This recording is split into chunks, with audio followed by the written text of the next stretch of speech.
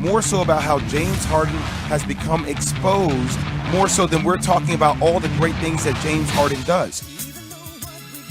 Just saying, Chris. You said it. I'm just saying. You said it. Keyshawn, J. Will and Max, ESPN Radio, Sirius XM Channel 80. Chris Canty in for Key today.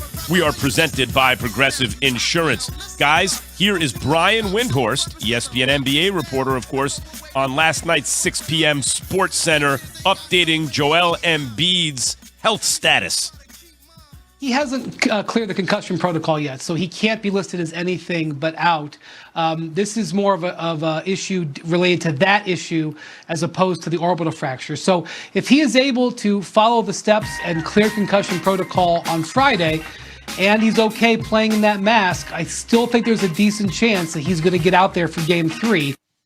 Yeah, see, I don't see Joel Embiid getting out there for Game 3. One of the things, if you've ever been knocked out or had a concussion, just your equilibrium being thrown off is a lot when your dexterity and your agility needs to be off the charts to be on an NBA court or a football field to begin with, right? So now and that's for somebody like me, who's 6'2", 195 pounds. Now let's translate that to Joel Embiid, 7 feet, 275, 80 pounds, has great agilities on the court. Like, for him to not be able to focus and have control of his body is a huge thing. So you can't just say, hey, fight through that. He has to go through concussion protocol so they can make sure that everything is in alignment for him actually to be able to play. And the other thing, Jay, that you didn't mention is the light sensitivity, right? Yes. Because Joel Embiid just now was able to start looking at his phone without starting to get the headaches, and that's a part of the concussion symptoms. Can you imagine him going into an arena tonight, and you're talking about the bright lights, having to play in a playoff game? The ringing of your head as well, that all little of that stuff. Sound, that kind of, I don't know if you've ever had something like that, Max, like a concussion,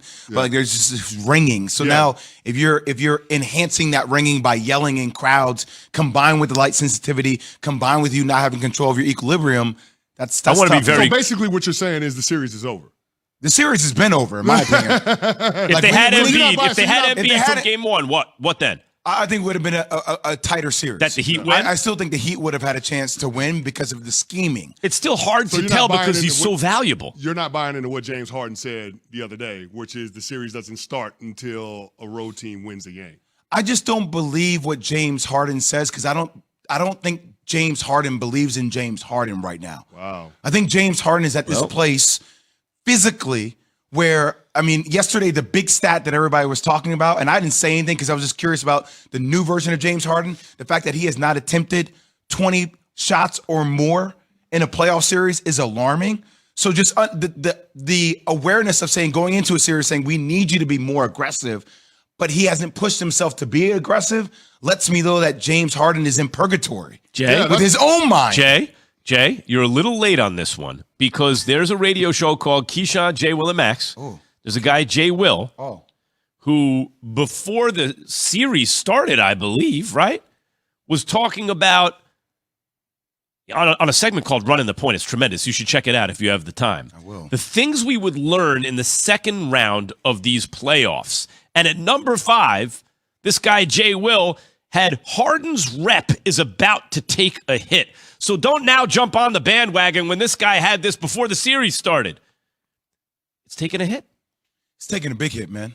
It's taking a massive hit because people are talking about all the things that James Harden can't do anymore. But here's the way I look at it, CC, and call me crazy. Everybody looked at James Harden as the piece. And in my mind, understanding who James Harden is now, I'm like, oh, no. He's not the piece. He's a piece of a championship team if you can get him at the right value. And that's going to be the challenge for Daryl Morey and the 76ers moving forward. I'm going to start talking about this series as if it's already over because, in my opinion, it is over. Yeah. So I'm looking forward to next year, right? If you can get James Harden at the right value, maybe he opts in and you have Joel Embiid and you go out and you get a guy, Bradley Beal, who is in the piece with Joel Embiid as the piece, and then James Harden as a facilitator. That can't be Tyrese Maxey? I mean, Tyrese Maxey is the guy that comes off the bench. I don't know. Oh, The way he's ascending, I'll leave Tyrese alone. That's Yeah. my Bradley Beal. Yeah. No.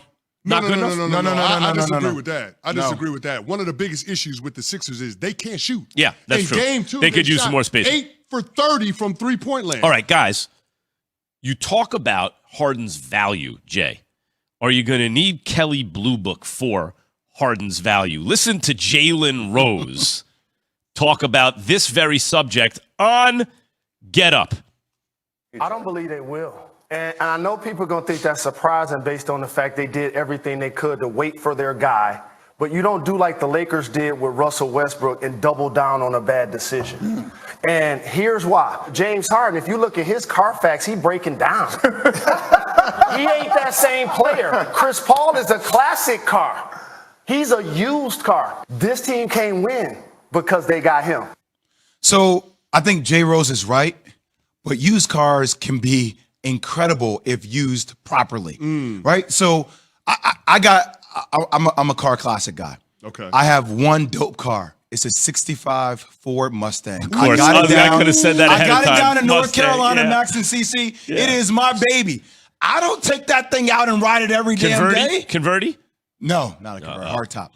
I don't take it out and ride it every day. You know, I do. I keep it. I keep the maintenance on it. I keep it in impeccable shape. And then when I do take it out, though, man, that's what he's good. saying. Classic car. That's Chris Paul is a classic car. Chris Paul is your Mustang. But Chris Paul is still playing at an elite level every single day. That's what I'm saying. James Harden isn't going to do that every single day. That's what I'm saying. He can't be the guy. He's a guy that you can bring out for the right situation. And like, man, this is one hell of a ride when you get there. But he can't be a guy to help you get there on a day-to-day basis. You have to use him the right way. So, yes, we're looking at him differently. You guys want him to be the player he was a couple years ago in Houston. I'm telling you, he's not that kind of player here's what I'll say, Jay. I thought when they made this trade, he was going to be the secondary option for the Sixers offensively to Joel Embiid. That's not the case. He's not the number 2. That's Tyrese Maxey right now. I hear you. And I don't know that James Harden will ever get to a place where he's going to be the number 2 option on a championship-winning team. But CC, he is there now. One of the first things I said on our show, this is 2 weeks ago, I'm like, everybody wants James Harden to be the 45-point scorer. Yeah. That guy that has the ball, that played the top pace with Houston, by the way. When there's more pace, there's more possessions in the game. Okay. Sixers don't play that way to a degree. What I'm saying is, in order for them to win a championship, you need James Harden to be this James Harden, a facilitator, a guy that pushes the ball, hockey assists, that type of guy. That's what I'm saying. You need one other additional player, which they're talking about getting Bradley Beal so he can be that player all the time. But here's what I'll say. It's hard to be a facilitator when you can't break down the defense off the bounce and you're the primary ball handler. But you can if you're involved in a ball screen with Joel Embiid. You're right. That's what I'm saying. Like, he's not the guy as a standalone entity right now. That's not his game anymore. That's no longer who James Harden is. Yeah, I know, but it happened overnight, Jay. It happened so quickly. Because when he went to Brooklyn, we didn't know that that's what he was because you had Kyrie, because you had KD. 100%. He didn't need to do that. And he played great. But there was one other element there in Brooklyn. Shooters. And Mike D'Antoni, right? So Harden and D'Antoni can roll out of bed with a bunch of shooters and go, okay, let's run our thing, right? Here's, for me, what is going to be the telltale sign. This offseason, let's say Harden opts in and he takes the, whatever it is, 47 million. Ooh. Does Daryl, you know what? Can we stop right there? Hold on, Max. Let's stop right there. $47.5 million, and there's a question of whether or not he'll opt in. Well, when $200 million maybe is there. Doesn't that feel so wrong? I'm just saying. Feels wrong, but it feels right for his bank account. Yes. Yeah, but you just said it, though, Jay. I hear you, it's man. about the value that you get James Harden at. And if But, you're Daryl Morey, this is where I'm going, that? Chris. This is where I'm going. Daryl Morey is extremely rational, right? The way he approaches things. Now, he has an emotional attachment to James Harden. They're boys, right? But it's going to be really interesting, both as a test of Morey's kind of way of doing things and also as a sign for the rest of us. Does Daryl Morey bring in Mike D'Antoni? If he does in the offseason, they get bounced, let's say Doc is gone. If he brings in Daryl Morey, doesn't that tell you something about what he thinks, what the analytics and trackers say about James Harden? That ain't his. Like, I'm not saying that Daryl Morey won't make the final say, but it's not about being able to get the most out of James Harden.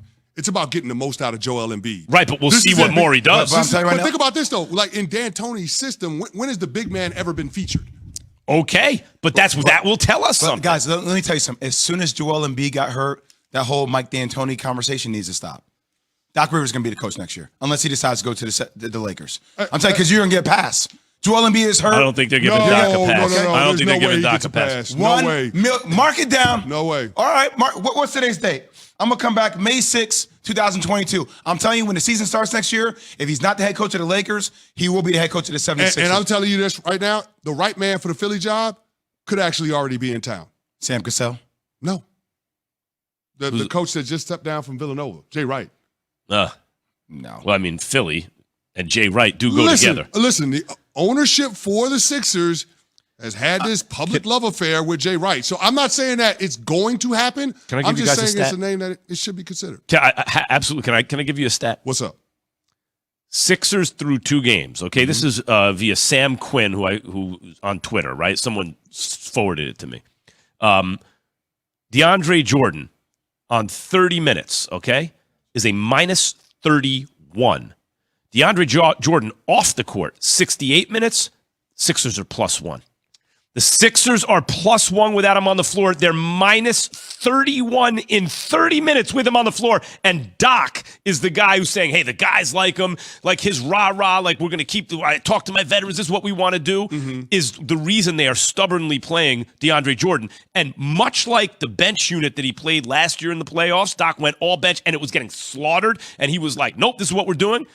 So that's more than even Ben Simmons why they lost that series last year. Paul Reed and George Niang is the answer? Yes. Okay. It makes you competitive more than this. Okay. More than if you're minus, Jay, you're minus 1 point per minute. I get the thing about DeAndre Jordan playing. I get all that. It's like we're finding something to focus on. But, 76ers didn't have a chance, man, against Miami. But this is why Doc, I don't think, will be there next year. Not Daryl Morey it's too analytics focused to rock with that. Yeah, plus Doc had Joel Embiid in when they were up by 20+ in Game 6 against the Raptors when he got hurt. The Sixers need James Harden to get in the zone. Brought to you by AutoZone. Is he a classic car, a used car, a broken car? Can you take Classic him for a spin around the block? cars. Get in the zone, AutoZone. There's a code that players follow where